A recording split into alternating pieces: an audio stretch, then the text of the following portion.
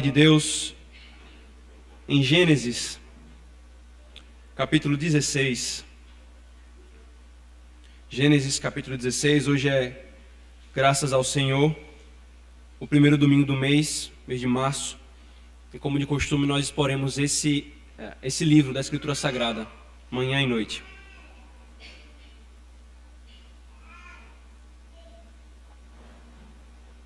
Irmãos, nós leremos todo o capítulo. Hoje pela manhã e pela noite nós exporemos esse mesmo capítulo. Essa é mais uma das situações em que eu começo a preparar o sermão, pensando que eu estou preparando só da manhã. E quando eu termino o sermão final, não dá para pregar só pela manhã, vai ter que dividir. Então hoje nós veremos o versículo 1 agora pela manhã, até o versículo 6, e à noite os 7 aos 16. Mas nós leremos todo o capítulo nas duas ocasiões. Diz assim a palavra de Deus, irmãos.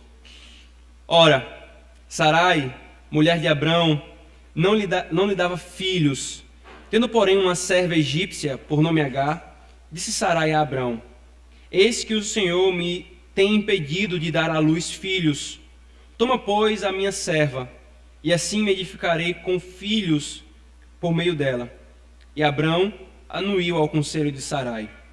Então Sarai, mulher de Abrão, tomou a Agar, egípcia, sua serva, e deu-a por mulher a Abrão, seu marido, depois de ter habitado por 10 anos na terra de Canaã. Ele a possuiu e ela concebeu. Vendo ela que havia concebido, foi sua senhora por ela desprezada. Disse Sarai a Abrão: Seja sobre ti a afronta que se me faz a mim. Eu te dei a minha serva para possuíres. Ela, porém, vendo que concebeu, desprezou-me. Julgue o Senhor entre mim e ti. Respondeu Abrão a Sarai: A tua serva está nas tuas mãos. Procede segundo melhor te parecer. Sarai humilhou-a e ela fugiu de sua presença. Tendo-a achado o anjo do Senhor junto a uma fonte de águas no deserto, junto à fonte no caminho de Sur, disse-lhe: Agar, serva de Sarai, de onde vens e para onde vais? Ela respondeu: Fujo da presença de Sarai, minha senhora. Então lhe disse o anjo do Senhor: Volta para a tua senhora e humilha-te sob suas mãos. Disse-lhe mais o anjo do Senhor: Multiplicarei sobremodo a tua descendência, de maneira que, por numerosa, não será contada. Disse-lhe ainda o anjo do Senhor: Concebeste e darás à luz um filho, a quem chamarás Ismael, porque o Senhor te acudiu na tua aflição. Ele será entre os homens como um jumento selvagem, a sua mão será contra todos, e a mão de todos contra ele, e habitará fronteiro a todos os seus irmãos. Então ela invocou o nome do Senhor, que lhe falava: Tu és Deus que vê. Pois disse ela: Não olhei eu neste lugar para aquele que me vê? Por isso aquele poço se chama Ber-Laai-Roi. Está entre Cádiz e Bered. Agar deu à luz um filho a Abrão, e Abrão, a seu filho, que lhe dera Agar, chamou-lhe Ismael. Era Abrão de 86 anos, quando Agar deu à luz Ismael. Amém. Vamos orar, irmãos, mais uma vez, pedindo a bênção do nosso bendito Deus. Senhor, a Tua palavra é viva e eficaz. Ela é poderosa, Senhor. Ela expõe cada recôndito escuro dos nossos corações, cada sujeira que está sobre nós, Senhor. Ela também nos consola, ela também nos corrige, nos orienta, nos dá vida. Tudo isso, Senhor, nós pedimos que ocorra conosco hoje, na exposição da Tua palavra. É o Senhor quem fala conosco pela Tua palavra. Que Teu Espírito Santo nos edifique. Nós oramos em nome de Jesus. Amém.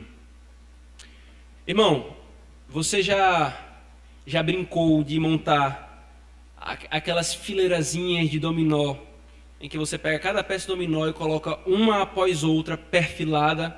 E então depois que você faz toda aquela montagem, fazendo curvas, indo para lá e para cá, você vai, dá empurrãozinho no dominó, e o que acontece? Uma peça sai levando a outra. Muito legal essa brincadeira. Tem até um nome bonito para isso, é chamado efeito dominó. Uma peça esbarra na outra, que esbarra na outra, que esbarra na outra, que esbarra na outra, que esbarra na outra, até que ou se acabe as peças, ou alguém interrompa o efeito dominó. O que veremos hoje, irmãos, é exatamente um efeito dominó. Um pecado especificamente o pecado da incredulidade, levando a outros pecados piores e mais graves, cujas consequências, irmãos, foram longevas, perduraram séculos. Nós veremos isso, irmãos, em mais uma porção da história de Abraão, que não é simplesmente a história de Abraão, mas a história de Abraão faz parte exatamente da história da redenção, do Deus que revela a sua graça e a sua obra salvadora e redentora para o seu povo. E o que nós temos hoje, irmãos, aqui é que da parte de Abraão, e o que nós temos visto na história de Abraão, sempre há dúvidas e uma fé inconstante. Quando nós olhamos essa história da redenção, da perspectiva humana, ou seja, do lado humano, do lado de Abraão aqui nesse ponto, nós sempre encontramos dúvidas e uma fé inconstante.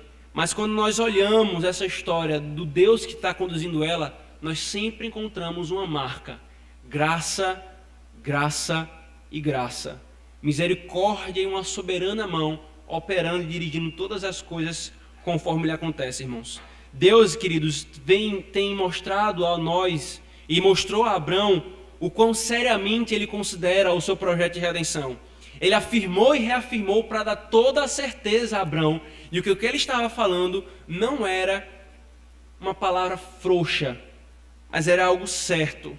Deus estava executando um plano, Deus estava operando uma obra grandiosa. Irmãos, por 3 vezes Deus se manifestou a Abraão até aqui. Até esse texto, por 3 vezes nós vimos na última exposição, Deus foi até Abraão em momentos diferentes da sua história para dar certeza do que ele estava fazendo. Para dar certeza a Abraão de que o que Deus estava fazendo era certo.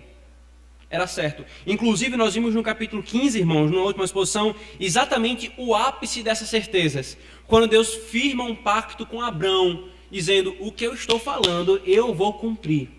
Creia, confie, tenha certeza de que eu farei o que eu estou prometendo. O problema, irmãos, é que agora nós saltamos 10 anos desde a saída de Abrão da terra de Ur dos Caldeus, ou mais especificamente, desde que Abrão desceu de Ur dos Caldeus para Canaã, de Canaã para o Egito, então ele voltou do Egito para Canaã. 10 anos, esse texto aqui registra. Veja, por favor, o versículo 3, o finalzinho dele. Depois de ele ter habitado por 10 anos na terra de Canaã. Então, irmãos, nesses 10 anos, ocorreu tudo o que nós temos visto que ocorreu até agora.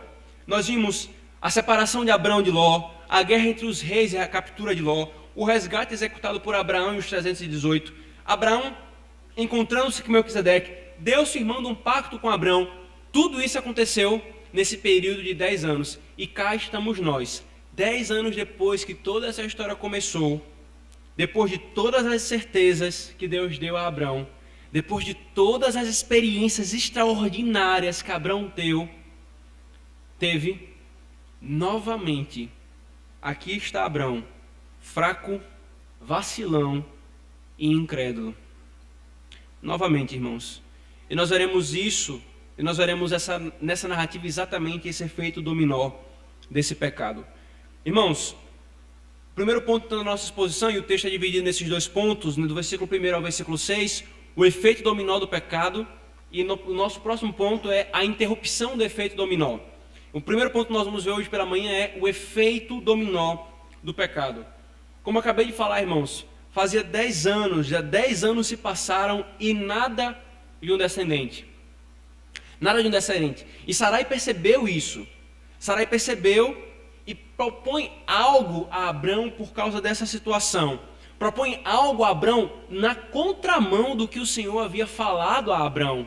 Na contramão da promessa e do pacto que Deus havia feito com Abrão. Totalmente desconsiderando o que Deus havia falado, irmãos. E a proposta foi: se deite com minha serva e gere um filho nela. Este será meu, será o filho que Deus prometeu. Se deite com minha serva, tenha relações com ela, e o filho que nela for gerado será meu. É o filho que Deus prometeu para a gente. Sarai quis, irmãos, e esse é um ponto muito importante nessa narrativa. Sarai quis tomar um atalho. Sarai quis tomar um atalho ao que Deus prometeu. Ela, ao fazer isso, irmãos, chutou a primeira peça do dominó. E Abraão consentiu com o conselho de Sarai. Irmãos, essa pequena porção de 6 versículos nos ensina muitas coisas. A primeira delas, irmãos, é incredulidade e impaciência andam juntas. Veja o versículo 1. Sarai, mulher de Abraão, não lhe dava filhos. Isso dito no contexto de 10 anos, nós percebemos aqui uma coisa, irmãos. Isso dito no contexto em que Deus afirmou e reafirmou a Abraão a certeza de que ele faria o que ele prometeu, nos mostra essa verdade. Incredulidade e impaciência andam lado a lado. 10 anos havia se passado, irmãos, e Sarai ainda não estava com o filho em suas mãos. Sem dúvida, irmãos, Abraão falou a ela tudo o que Deus falara. Mas aqui estão 10 anos desde que subiram do Egito e saíram de Ur dos Caldeus e nada de filho. A incredulidade, irmãos, de achar que Deus não poderia fazer uma estéril conceber. Isso aqui vai ficar claro posteriormente, quando novamente o Senhor vem até Abraão e Sarai ouve a manifestação de Deus com Abraão, por meio dos 3 homens que vão até Abraão, e ela ri quando ele fala que ela vai conceber. Pode uma mulher estéril conceber? A incredulidade de achar que Deus não pode fazer uma mulher estéril conceber pegou a mão da impaciência de achar que Deus estava demorando e conduziu o coração de Abrão e Sarai na impiedade. Ao invés, irmãos, de aguardarem a promessa pacientemente pelos meios que Deus havia dito que faria, eles quiseram por suas próprias forças resolverem a questão. Eles preferiram pegar um atalho ao invés de seguirem o que Deus promete. A questão, irmãos, é que esse atalho não levaria à promessa. Esse atalho levaria a desgraças. Desgraças após desgraças. Não é à toa, irmãos, que os apóstolos sempre atrelam inseparavelmente fé à esperança. Fé e paciência. Pode perceber, é quase que um irmão gêmeo, um irmão siamês da fé. Sempre está junta. Fé e paciência. Crer no que Deus falou e aguardar o momento em que Deus fará aquilo que Ele falou. A paciência, irmãos, quando você separa a fé da paciência, você descaracteriza os dois e o resultado vai ser impiedade. A paciência, irmãos, faz parte do fortalecimento da fé. Abra, por favor, Romanos 8, por favor. Romanos capítulo 8. Versículo 24.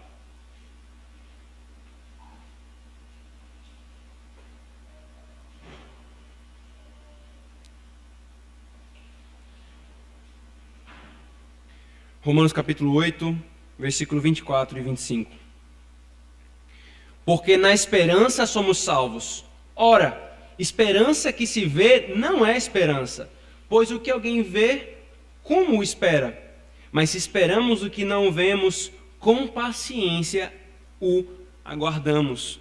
Paulo está falando exatamente da expectativa dos crentes, da manifestação do que Deus havia prometido. Deus havia prometido restaurar todas as coisas. E qual é a essência da esperança? Não ver. E qual é a essência da fé? Crer naquilo que não se vê. Uma coisa está atrelada à outra, irmãos. A impaciência com o que Deus falou ou prometeu, irmãos, é sinal de incredulidade. Vou repetir.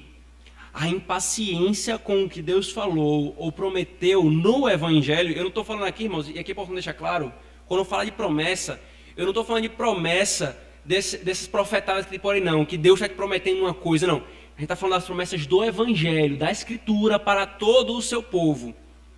Quando nós somos impacientes com o que Deus falou ou prometeu, é um sinal de que a incredulidade, irmãos, está começando a tomar conta do nosso coração.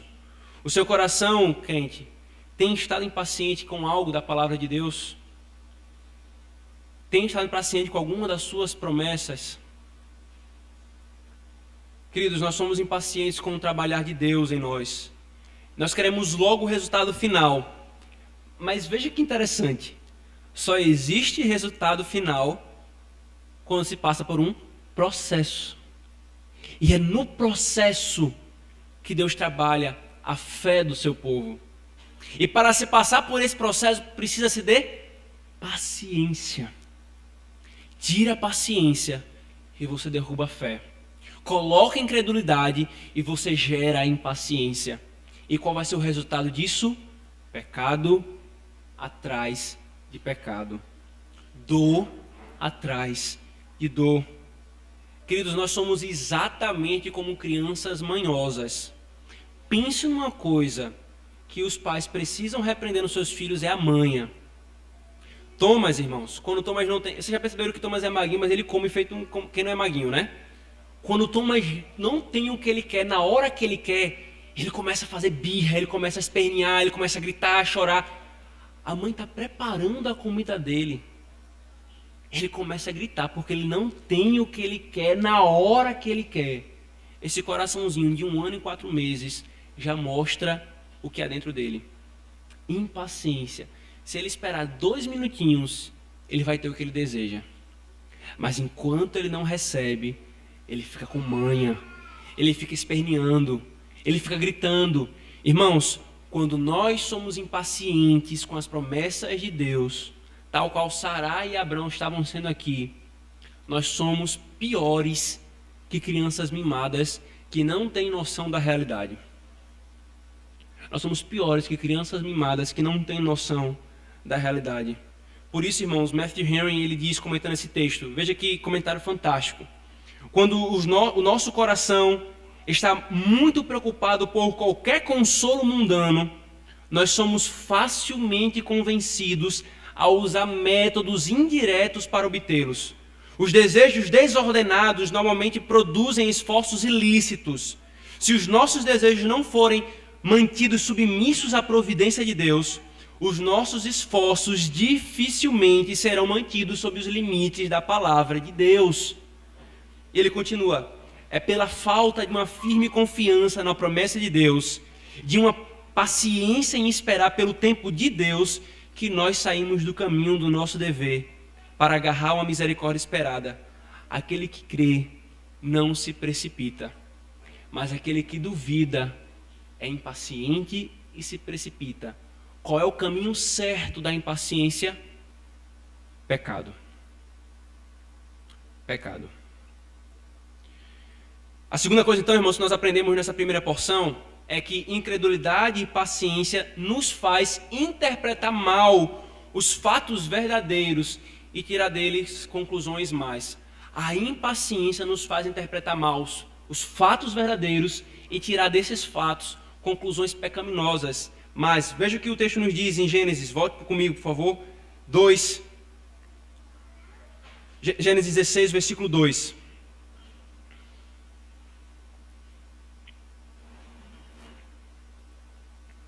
Disse Sarai a Abrão: eis que o Senhor me tem impedido de dar à luz filhos.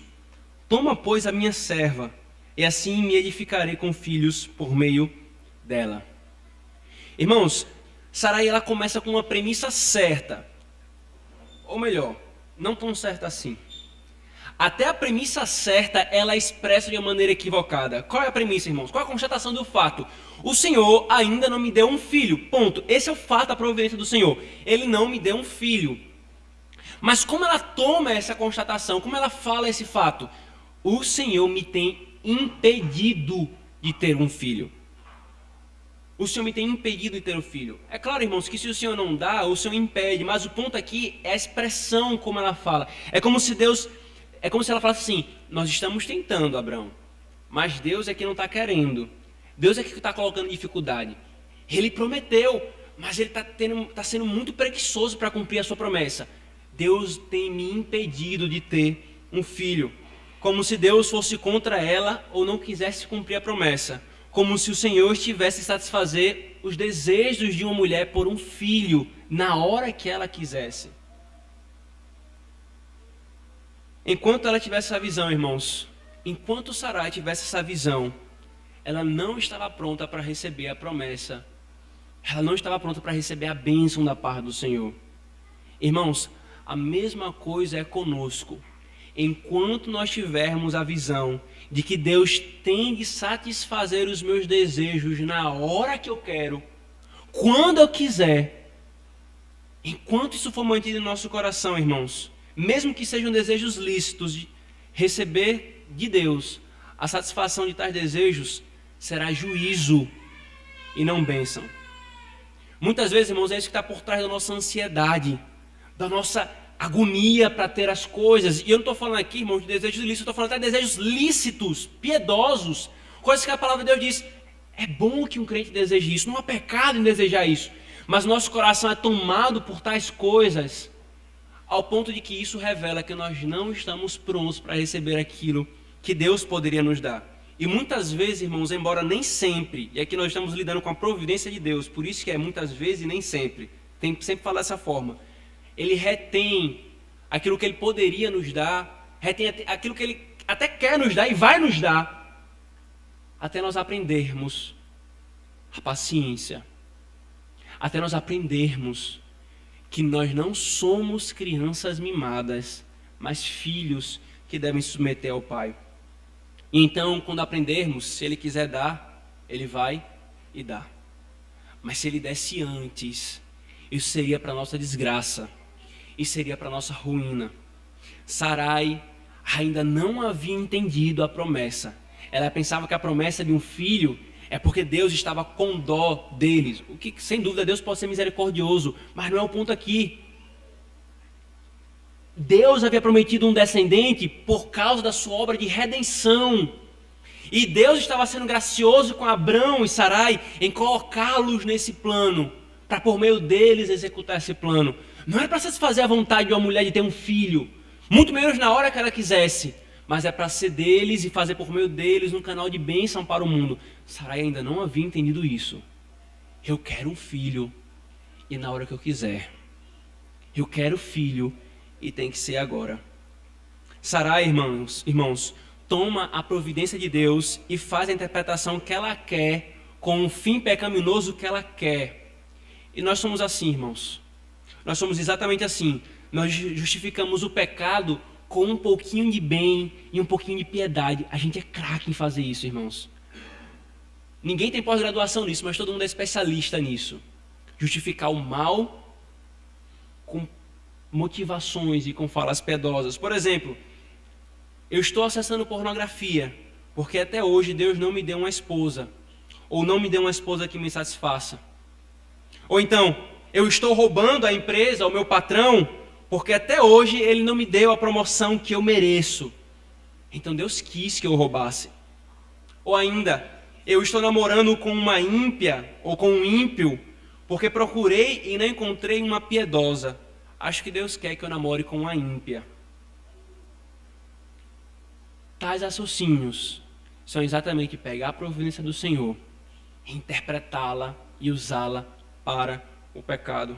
Quando olhamos para essa Sarai, irmãos, ficamos nos perguntando: onde está a Sarai que saíra junto com Abrão da terra de Ur dos Caldeus? Onde está a Sarai que passou pelo que passou, silente, quando Abrão colocou ela numa situação constrangedora lá no Egito? Onde está a Sarai que Pedro vai citar lá em Pedro 3 como referencial de padrão para que as mulheres sigam? Olhem para Sarai, e Pedro fala, e imitem a sua conduta. Onde está essa Sarai, irmãos? Não era apenas Abrão um homem de fé, mas Sarai também era uma mulher de fé. Todos os atos de fé de Abrão estavam sendo acompanhados pelos atos de fé de Sarai. Onde está essa Sarai? Essa Sarai, irmãos, está exatamente coberta pelos escombros da incredulidade e da impaciência. A impaciência de Sarai, irmãos, está fazendo com que ela interprete equivocadamente tudo o que estava acontecendo. E isso levou ela a uma conclusão pecaminosa. Dá insana e impiedosamente a sua serva ao seu marido. Irmãos, veja que loucura a incredulidade e a impaciência no coração dos crentes pode levá-los a cometer. Que loucura uma mulher planejar, arquitetar e propor para o seu marido o seu adultério. Por que ela fez isso? Porque tinha uma coisa que estava governando o seu coração mais do que a palavra de Deus. o desejo de ter um filho. Lícito, inclusive. Um desejo que tinha uma promessa. Mas mesmo que lícito, mesmo que com a promessa, quando os desejos tomam conta do nosso coração, irmãos, por meio da incredulidade, da impaciência, eles são devastadores. Eles são devastadores. Ela ativamente participa da construção do adultério do seu marido e ainda justifica tudo isso com uma falsa piedade. Eu estou ajudando Deus a cumprir a promessa. Ele prometeu um filho. Então o filho dela será o meu filho, Abraão. Será o meu filho. Ela se esqueceu, queridos, que Deus não se esquece de suas promessas. E construiu um raciocínio demoníaco que passa na mente de muitos com o mau uso da soberania. Se Deus não quis do jeito santo, então Ele quer do jeito pecaminoso. Eu já ouvi muito isso, irmãos. Há muitos anos, aconselhando um rapaz que estava lutando com desejos homossexuais. Depois de lutar alguns anos, ele falou: Christian, eu não aguento mais. Sabe uma coisa? Deus é soberano, né? Você me fala que Deus é soberano, você é calvinista. Então acho que Deus está querendo que eu me entregue ao pecado mesmo. Nunca Deus quer que os homens se entreguem ao pecado. O que é que está por trás? Um coração que faz mau uso da providência do Senhor. Crente, cuidado quando você perceber seu coração impaciente. Isso custa caro. Irmãos, isso custa caro. Se isso acontece, se isso está acontecendo, o seu coração está sendo tentado a tomar atalhos morais e pecaminosos. Veja, irmãos, Sarai demonstrou fé, como nós acabamos de ver. Mas quando ela não conseguiu o que deseja, procurou atalhos pecaminosos. Por isso, crente, cuidado com os desejos até lícitos que dominam o seu coração.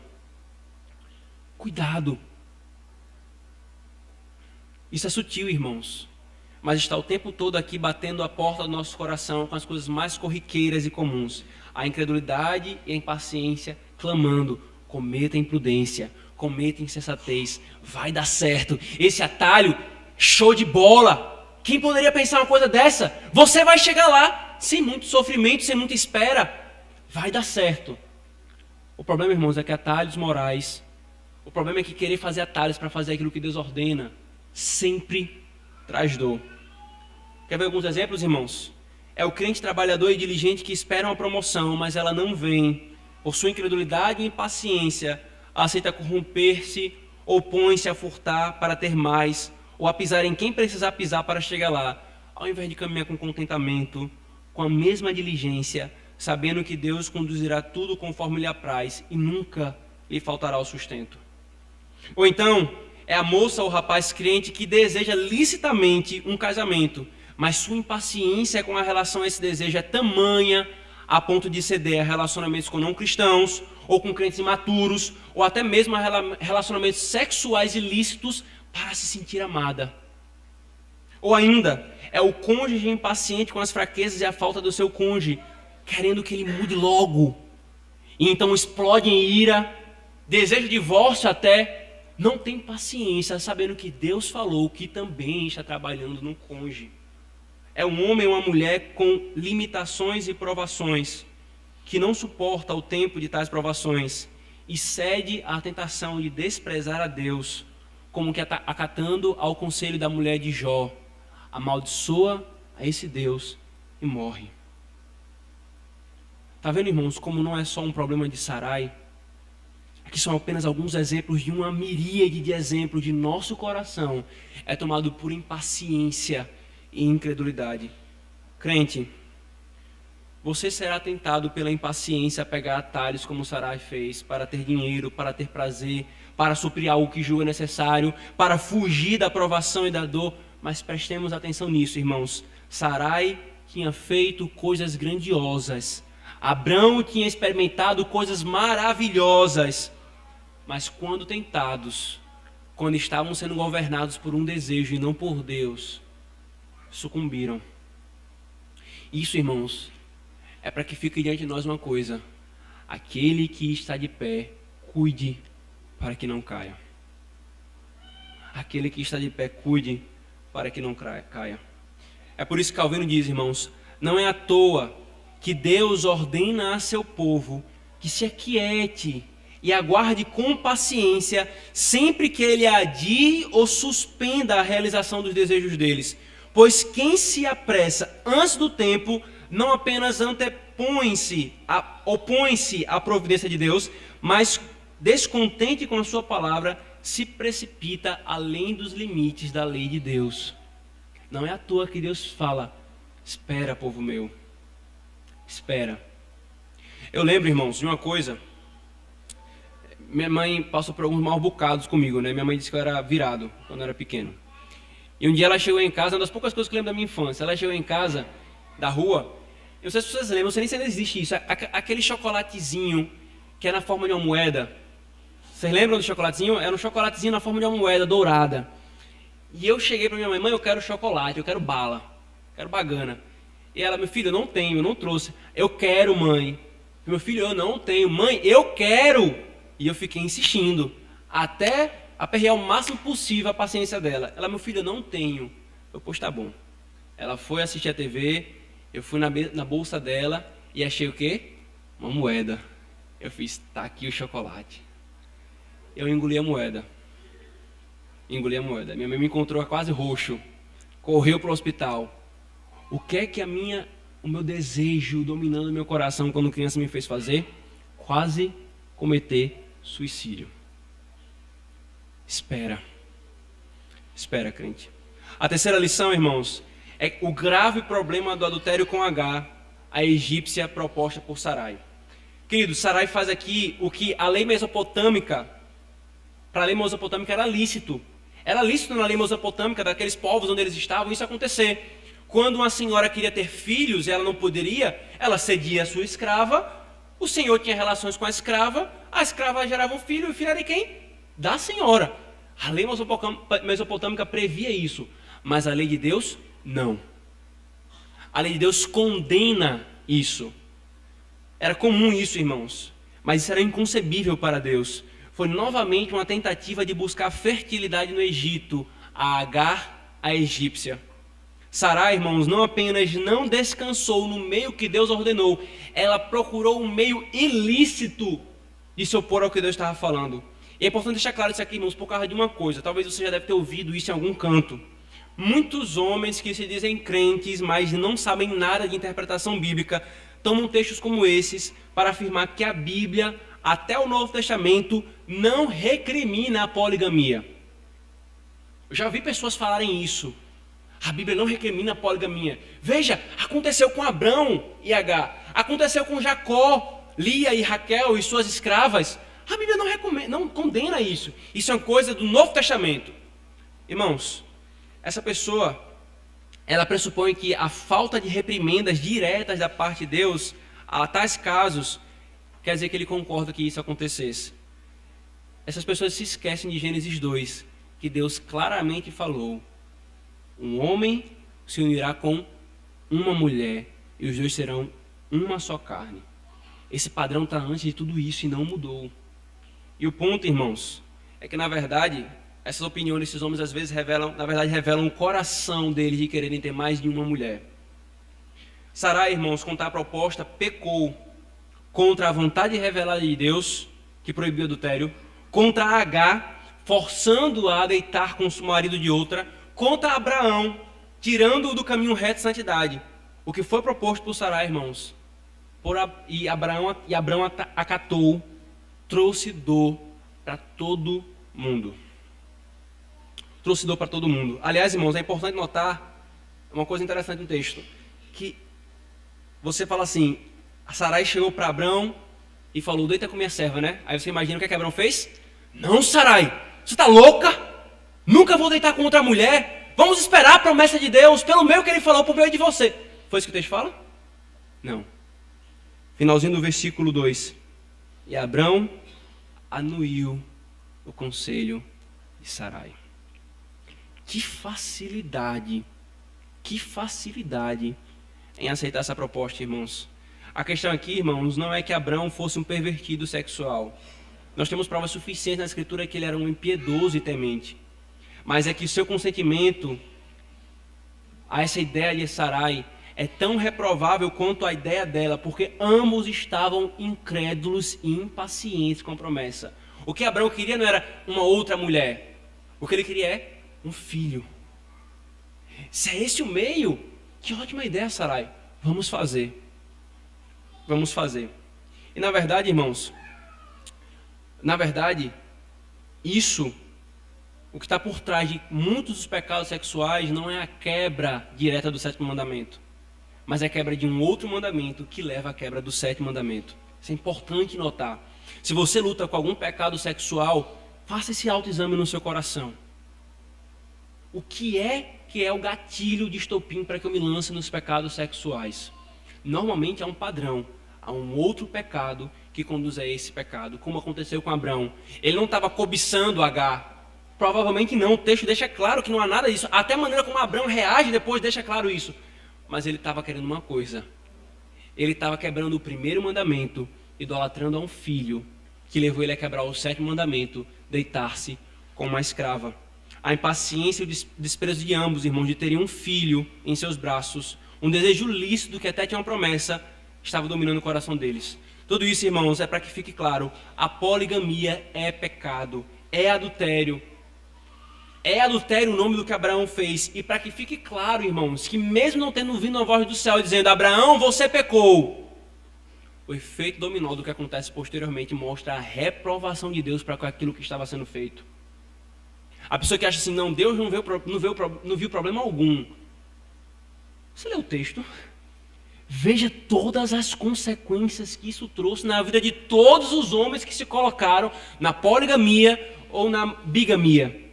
O desastre que isso traz para as famílias, o desastre que isso traz para esses homens.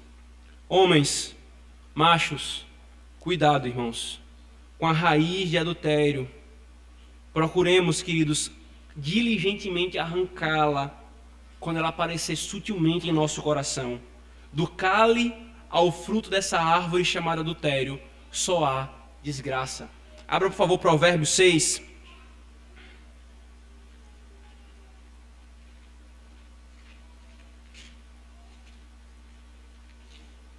Provérbios 6, versículo 25.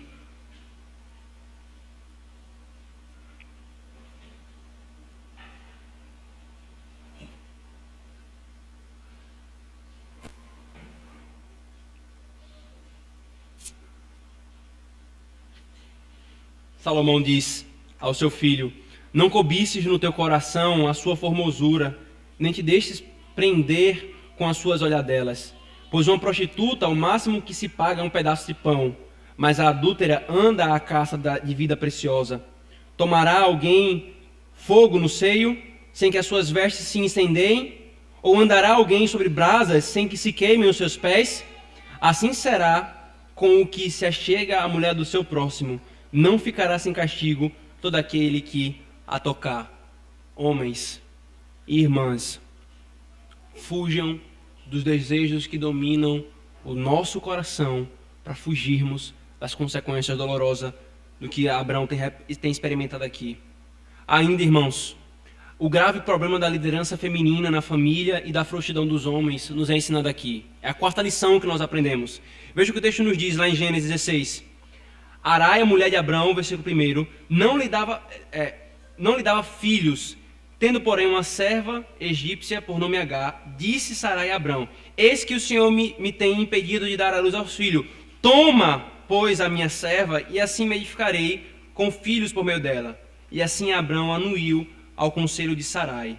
Abrão anuiu ao conselho de Sarai. Especificamente essa porção, irmãos. Queridos, Sarai tomou a iniciativa de algo importantíssimo na família. Abrão deveria ter refreado a impaciência e a incredulidade dela. Foi com ele que Deus havia falado tudo. Foi a ele que Deus havia revelado. Foi com ele que Deus fez o pacto. Ele deveria ter refreado a impaciência da sua esposa, dito, amor, espera. Sarai, não fica incrédula do que Deus está falando conosco. Mas não, irmãos, ele apenas não fez isso, como ele acatou a proposta louca de Sarai. E é interessante, irmãos, aqui a gente tem um padrão do nosso pai. Assim como Adão não conduziu e não liderou Eva e não a protegeu da mentira, assim também Abraão fez. Assim como Adão deixou de liderar a sua esposa, assim Abraão o fez. E assim como houve desgraça no jardim do Éden, irmãos, ocorreu desgraça aqui na terra de Canaã. Queridos, irmãs, homens, o mundo ao nosso redor, que odeia ao nosso Salvador, que despreza a palavra do nosso Senhor, vai dizer uma coisa para você: a Bíblia é machista. Esse negócio de submissão a um homem, que lixo. É isso que o mundo vai gritar para os seus ouvidos.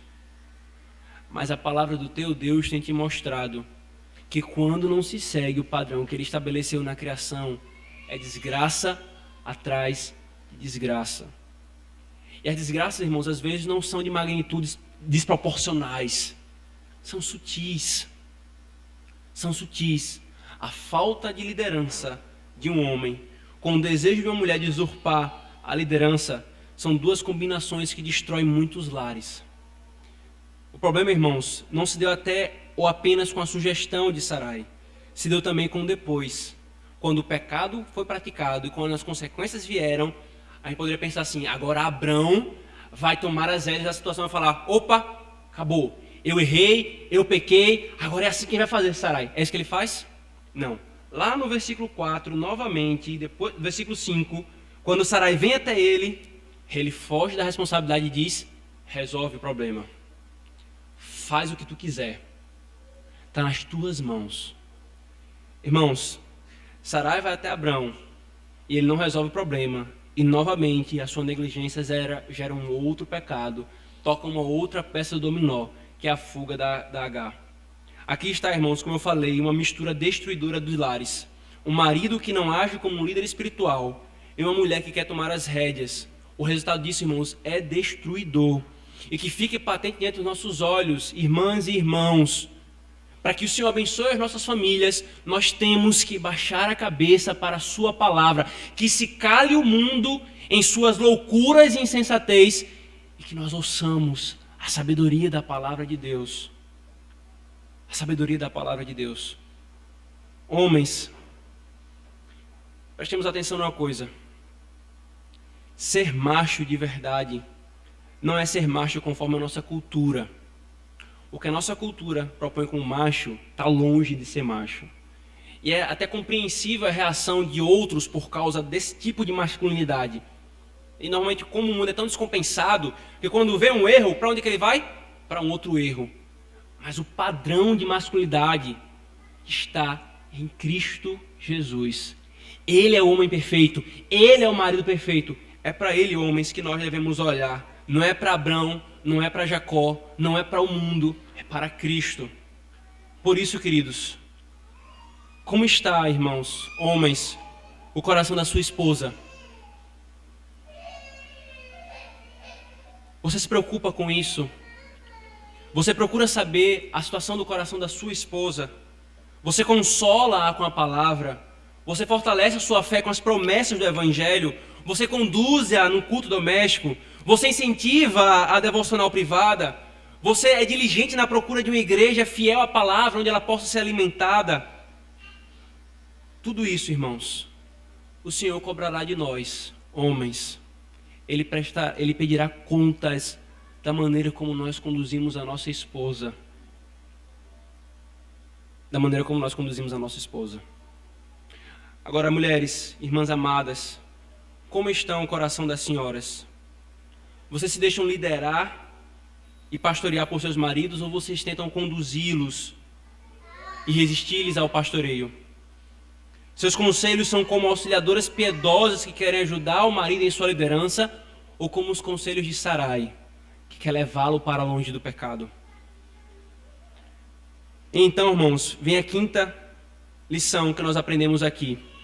A importância das mulheres darem piedosos conselhos condizentes com a Escritura aos seus maridos. Irmãos, o conselho que Sarai deu foi: toma, pois, a minha serva, deita com a minha serva, tem relações com as minhas servas. Irmãos, Você não precisa ser muito conhecedor da Escritura e nem da teologia para saber que isso aqui é impiedade.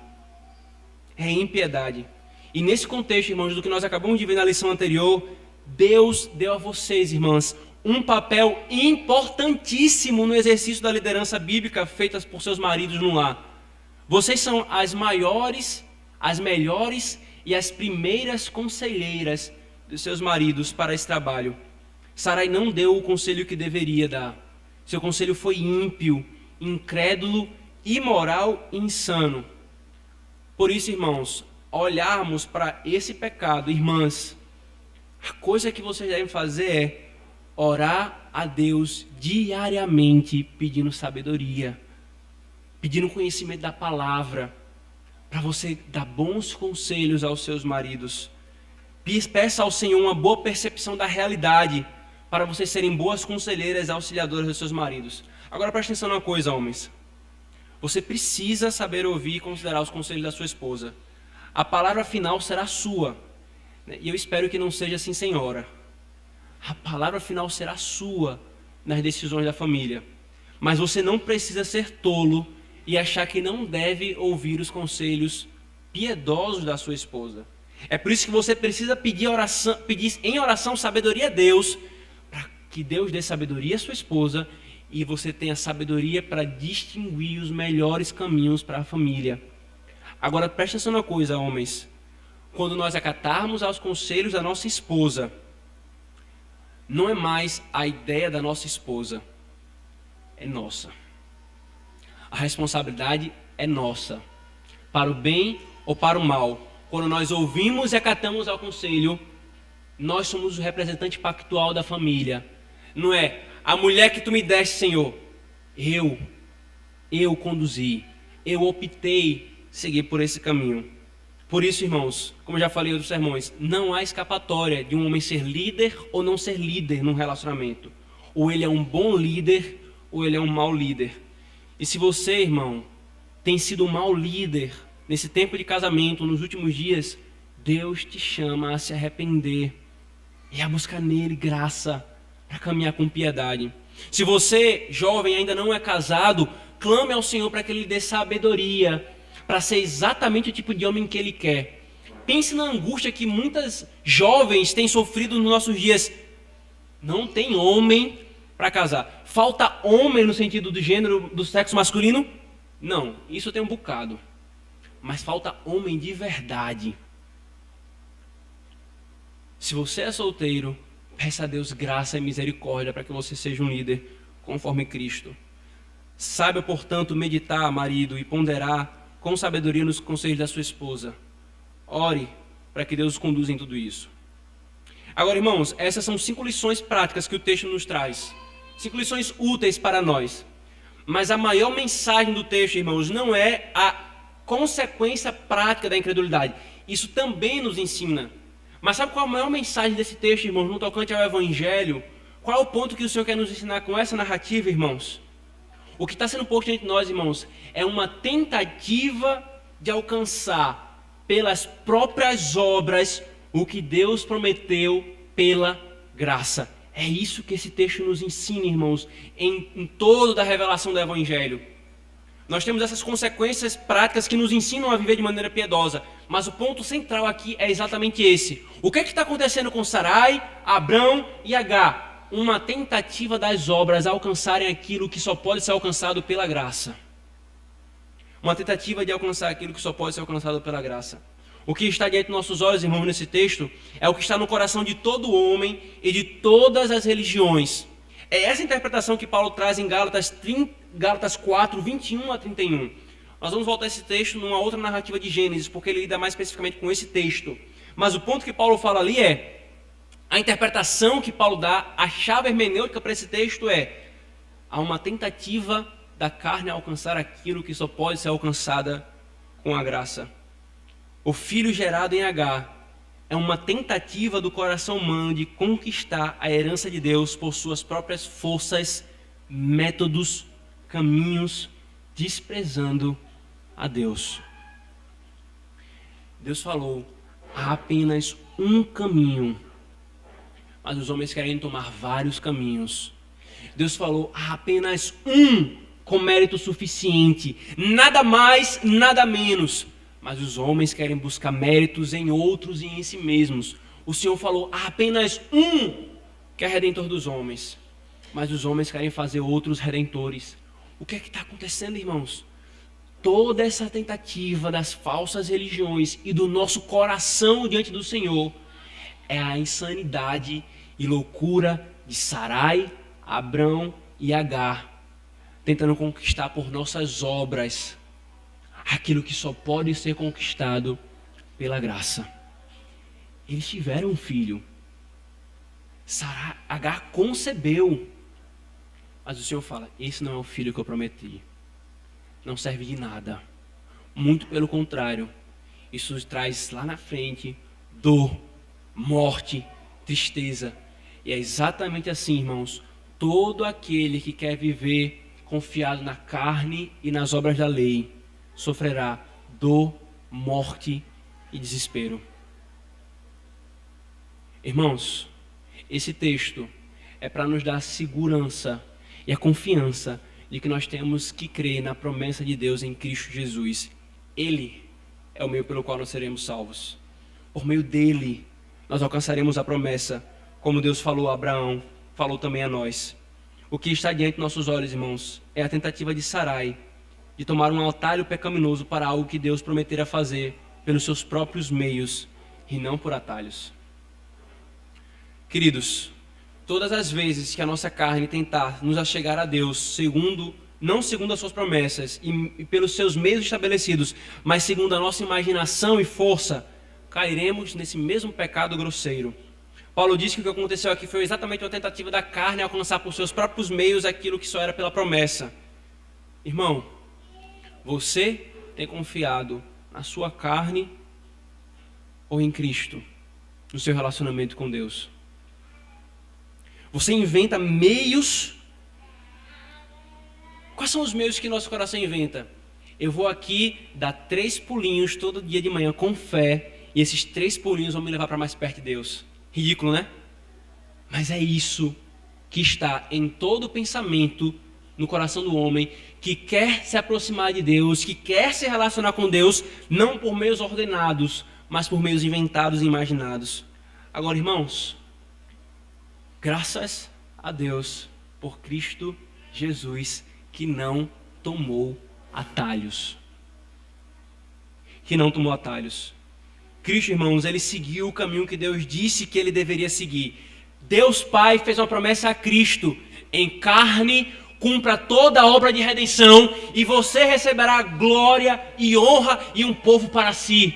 Um reino será seu, a glória da nossa graça será exaltada na eternidade e a eternidade. Ele fez uma promessa, e Cristo não buscou atalhos. Faltou oportunidade para Cristo?